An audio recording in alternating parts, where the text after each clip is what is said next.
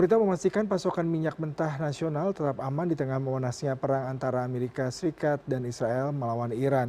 Pemerintah bahkan telah menyiapkan sumber impor alternatif untuk mengantisipasi terganggunya distribusi minyak global.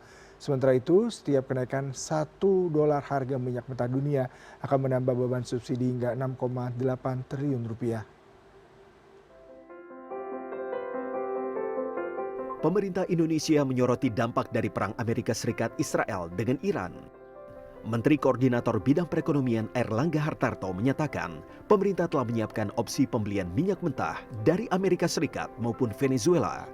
Hal ini disampaikannya dalam acara CNN Indonesia Economic Forum yang digelar pada Senin kemarin. Selama ini, sekitar 20% impor minyak Indonesia berasal dari Arab Saudi. Porsi tersebut menurut Airlangga dapat dialihkan ke negara lain jika diperlukan. Dunia ini ketidakpastiannya tinggi dan yang diperhatikan adalah suplai minyaknya bisa jalan atau berhenti. Dan bagi Indonesia kita sudah mencari alternatif daripada suplai minyak, termasuk salah satunya dari Amerika atau dari Venezuela. Ya, terima kasih. Bisa menggantikan kepada Timur Tengah? Bisa, karena kita beli dari Saudi 20%, sehingga kita mencari alternatif yang 20%. Wakil Ketua Dewan Ekonomi Nasional Mari Elka Pangestu menyebut kenaikan harga minyak memiliki dampak langsung terhadap anggaran pendapatan dan belanja negara. Seluruh dampak ini tidak berhenti pada beban fiskal. Kenaikan harga minyak berpotensi mendorong inflasi global, membuat negara-negara maju menahan penurunan suku bunga. Menurutnya, setiap kenaikan $1 saja bisa menambah beban subsidi Indonesia hingga 6,8 triliun rupiah. Subsidi minus yang kita terima untuk minyak itu 6,8 T. Jadi itu dengan misalnya $10 aja naik dari $70 asumsi sekarang, itu udah 68 T.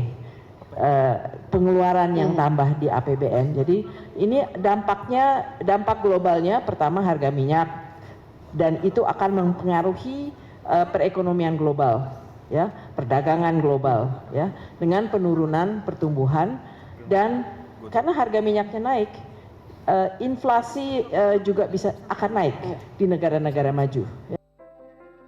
Wakil Menteri Keuangan Juda Agung menjelaskan, pemerintah telah menyiapkan analisis sensitivitas dalam nota keuangan untuk mengukur dampak berbagai risiko global. Sementara pelemahan Rp100 terhadap dolar Amerika Serikat berdampak sekitar 0,8 triliun rupiah terhadap defisit. Juda menambahkan, kenaikan yield surat utang sebesar 0,1% juga berpotensi menambah beban defisit hingga 1,9 triliun rupiah. Fleksibel artinya termasuk kalau terjadi shock yang bersumber dari global, maka ada buffer, ada cadangan fiskal yang dapat digunakan untuk mengcover, untuk memberikan bantalan terhadap gejolak-gejolak itu. Baik dampak kepada belanjanya maupun terhadap revenue-nya. Meski demikian, dalam skenario yang dinilai masih realistis, defisit tetap terjaga di bawah 3% dan pertumbuhan ekonomi diproyeksikan tetap di atas 5%.